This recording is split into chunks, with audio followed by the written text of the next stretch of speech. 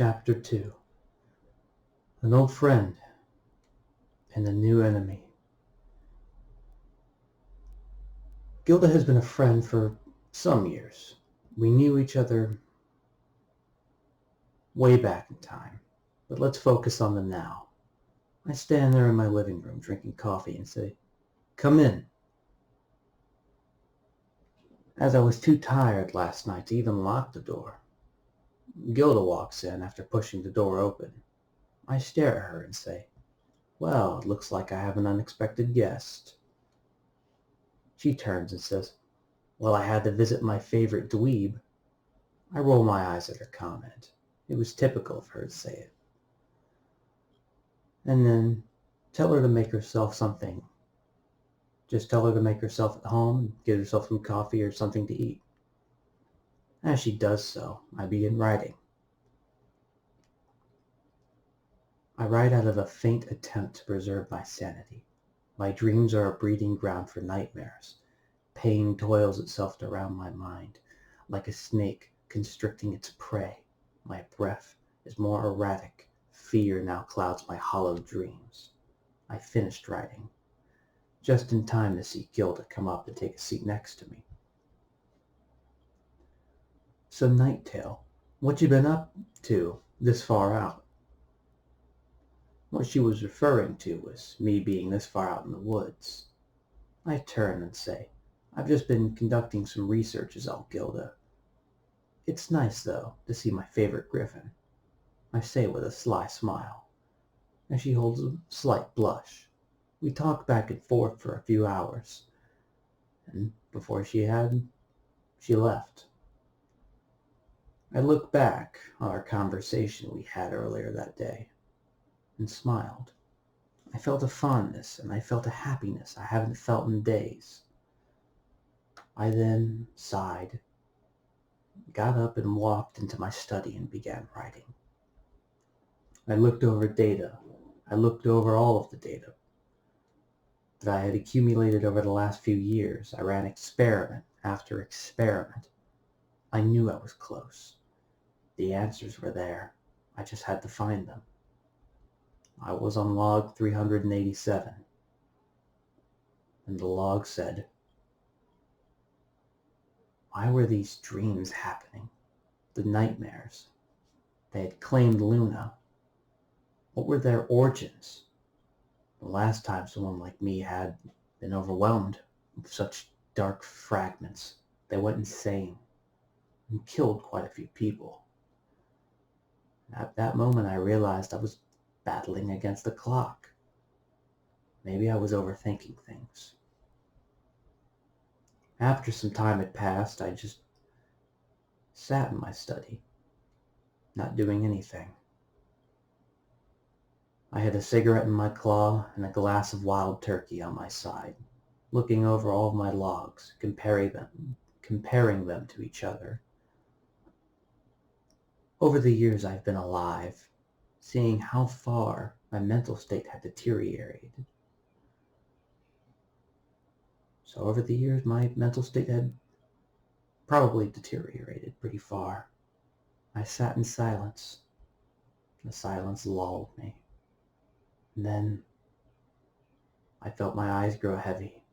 And just like that, I was taken back into the abyss. I felt the faint gust of wind brush against my body. It was howling, softly though. Just like that, I had woken. I pushed myself up and looked. I was in a field.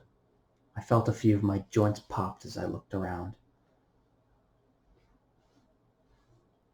I saw that there was a yellow, dark sky with its white moon. It was beautiful, but ominous, to say the least. And there was a trail, and at the end was a broken carriage. I began walking that way, staring around, wary and paranoid. I felt as if the trees in the forest in the distance had claws that wanted me. Prayed that I would make a slight lapse in concentration and would be pulled in, never to be seen again, to be forgotten from time and history. I then remembered something. I looked down and saw I still had the key from the last dream. I shook my head, just didn't make any sense. These dreams are... I shook my head and took a breath. I can't think about this now. It just doesn't make sense, and I'll just hurt myself trying to make sense of it. I still had my clothes on, so that was a plus. I kept advancing towards the carriage. After a little while, I made it, expecting it. An old carriage run down from age and aggression, its attackers long gone, and its occupants as well. I stared inside and found a pile of griffin bones. The bones littered the floor, and there I found a shiny crowbar. I smiled. For my troubles, this is the fruit I bear. I grabbed it and moved away. I then inspected the entire carriage. There wasn't much left to find, but I eventually found a lockbox. I then thought. I grabbed my key and used it on the box. It worked. I was surprised. I put away my crowbar and my satchel on my back. I then used my claws to pull out a flintlock pistol. I stared at it. I didn't know what to say. However, before I could comment, I felt the darkness. I turned and saw a giant pulsating spiral shooting into the sky out of the ground, with tons of crows flying all around. However, that wasn't where the darkness was coming from. I then turned behind me and saw a wall of shifting shadows moving toward me. My heart sank.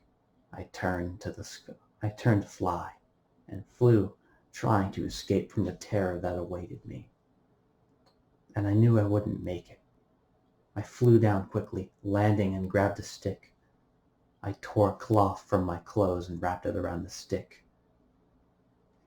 And I used my lantern to help me light a torch to make a light. A better light. A brighter light. It lit. I turned, and the darkness consumed me. I was stuck in the void of darkness for, well, I don't know how long. But eventually I made it to the spiral, and I turned and the darkness had faded. By now my nerves were on end. I looked up at the spiral. It was fused with buildings, walls, and trees. I stared out of a horrified fascination, but shook my head and began hiking. I felt compelled to. I needed to. I needed to get to the top. I kept walking. I looked to my left.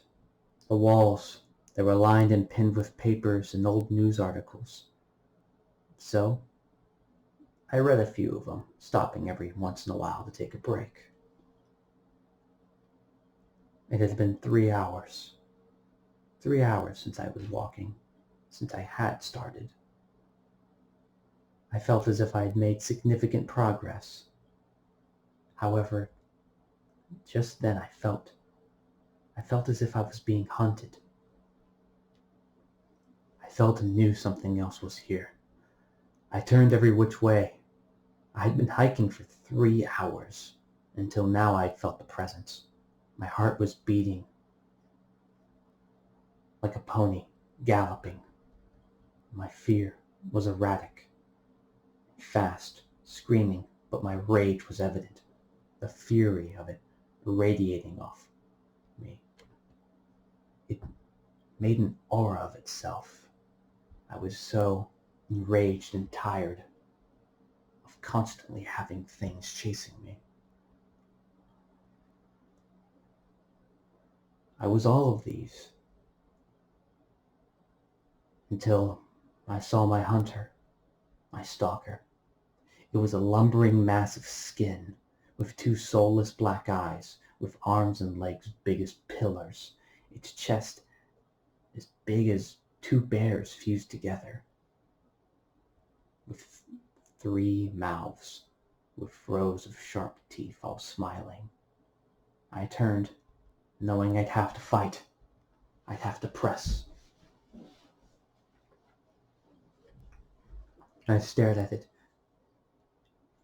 and I decided to attack first, raising my right taloned arm, or my right taloned claw. With the flintlock in hand, I fired. The bullet whizzed through the air as it penetrated through the left side of its torso. The monster took 1 foot backwards, 1 step, and it let out a scream. Clearly it hadn't been hurt like that. Not in a long time, it seemed. Its anger, now evident, it charged towards me. Its rows of teeth still smiling. Fear has now been made evident in my mind. Its clawed, pillared hands, stretching out like hellish branches, reaching, hoping to scoop me. It swiped its first hand in an attempt to grab me. I ducked, taking my crowbar and slamming it into its stomach. The crowbar successfully pierced into its stomach, and I heard it grunt and scream. The thing then took its leg and kicked me, causing me to go flying through the air, sailing and slamming against the floor just a few bits away.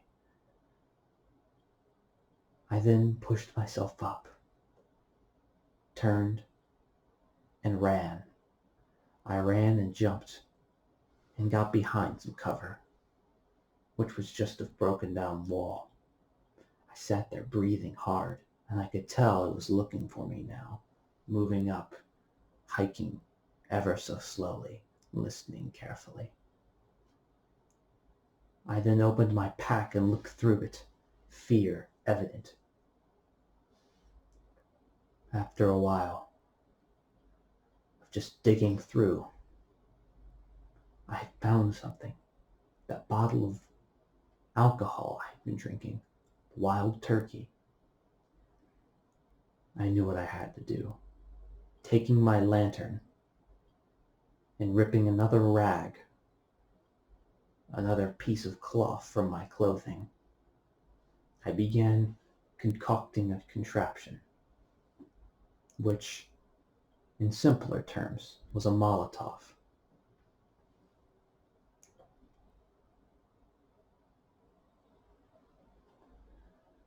After some time, success. Now the labor had finally borne fruit, and I had the prize in my hands. However, hope, happiness, faith, this light was short-lived. The beast. It rammed its head through the wall, turned, and bit into my lower left leg,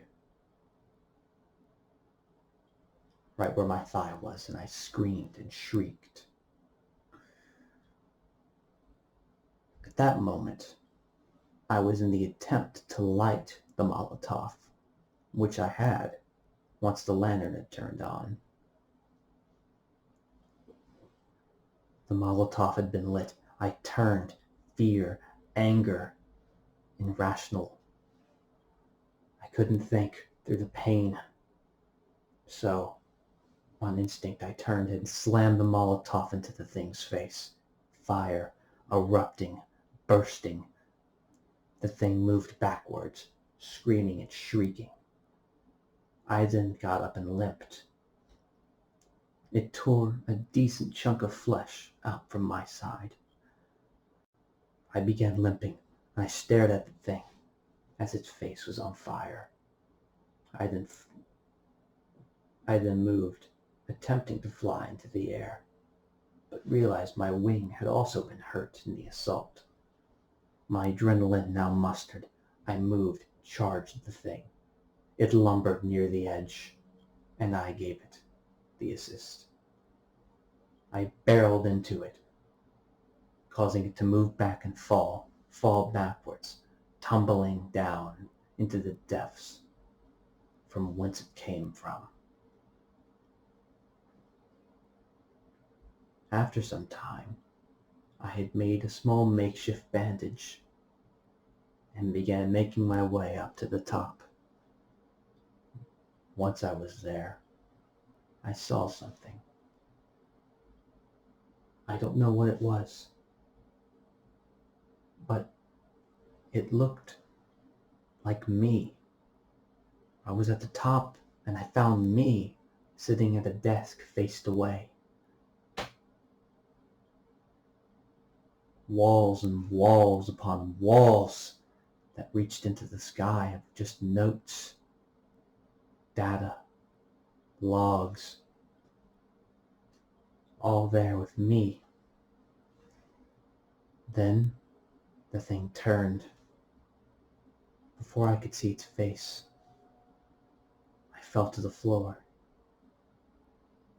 and began to awoke. But before I had awoken, I had gotten a vision of a radio tower.